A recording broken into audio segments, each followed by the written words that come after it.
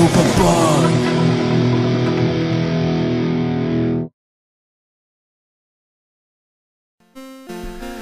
Welcome back everyone to another NRG, and here we are with another breakout clone, Batty, on the Commodore 64. Now I recently played this on the 8-bit challenge. Played the Spectrum version and I kind of enjoyed it. It was hard as nails on the Spectrum version, but I kind of enjoyed it. So I thought, let's take a look at the Commodore version and the Amstrad version later on down the line. And here is the Commodore version, and for my money, out of the 3 different versions on the classic 8-bits, it's the best. It's it's the best by far for me. Visuals and astute gameplay, with lots of little cheeky effects placed in here and there. A little transition there going into the first board.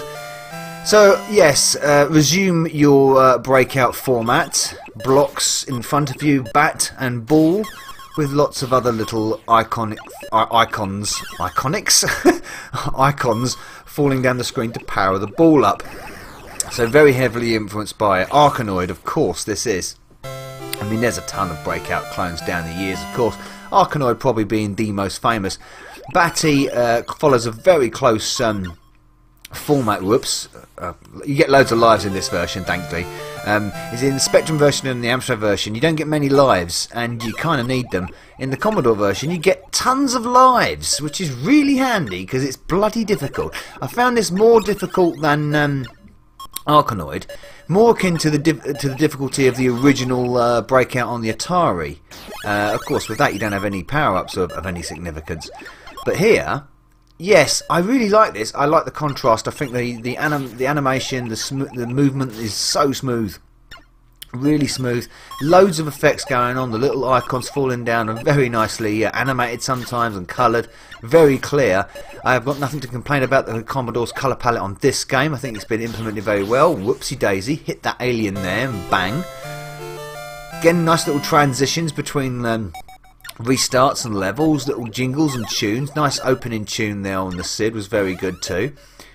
Yeah, I think, I tell you what, as far as an Arkanoid clone goes, this is pretty perfect, and I really do enjoy the way it plays. It reminds me heavily of the way Arkanoid played on the C16 and the C+4. That was one of the first breakout clones I ever played, and I really enjoyed that and the way it moves so fluid and smooth. That was hard as hell as well. This reminds me heavily of that. It's almost like they use the same game engine. I wouldn't be surprised. I mean, it is a Commodore system. There we go, lovely little animation there on the 3 hits. Again, transition to the next stage.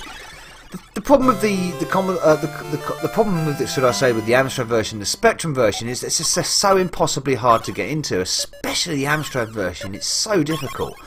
But the Commodore version is far more user-friendly, I think. Many more lives. It runs at a very steady tempo. The bat is nice and large compared to the other versions as well. The frequency of the items coming down is more. The AI of the aliens is much improved and far more less unfair, should I say, than the other versions. And it just has that much more polished feel, especially compared to the Amstrad version. I tell you what, the Spectrum version graphically is very nice. If you like your monochrome kind of separate colours, but it's very detailed and it does play well, but it plays very difficultly and very unforgiving. The Commodore version takes all them elements, adds of course the splash of colour to separate everything, with a bit of lovely bit of shading there in the background as well, of course on the blocks. Very well implemented. And yeah, polishes it off with a nice little dose of improved gameplay and a little bit more fairness. There's a water pistol. Well, it's a gun actually, but there we go. Me laser guns. Woo woo woo woo. I love the way it's one shot then the other. That's better than the Arkanoid gun. That is. So yeah, this does certainly rival the Arkanoid series of games. And it's a shame to say, because the Arkanoid on the Amstrad and the Spectrum were very good, especially Arkanoid 2. But the Commodore, when it comes to Batty, absolutely beats the crap out of both of those. And I'm an Amstrad fan, remember, and I will obviously be as impartial as I possibly can without siding with Amstrad too much. I lie. But in this case, I'm sorry, the Amstrad is licked. The Commodore really has the Amstrad's number when it comes to this game. I will admit it. When I'm defeated, I will admit it. So hats off, Commodore fans. An excellent version of Batty, it really is. I could really consider doing a long play of this because, in fact, I probably think I will do a long play of it just because I want to, because I enjoy it a lot. Games I enjoy a lot deserve long plays. They look like Kirby's. Look at them. Lovely little. Oh, that was bloody bit unfair, wasn't it? That was well out of order. I'm down to 1 life here. See if I can keep this going for longer, or is it going to end? Because I've got, what's it, round 3 I'm on so far? Yeah, or round 4. I haven't seen one of the skip levels yet.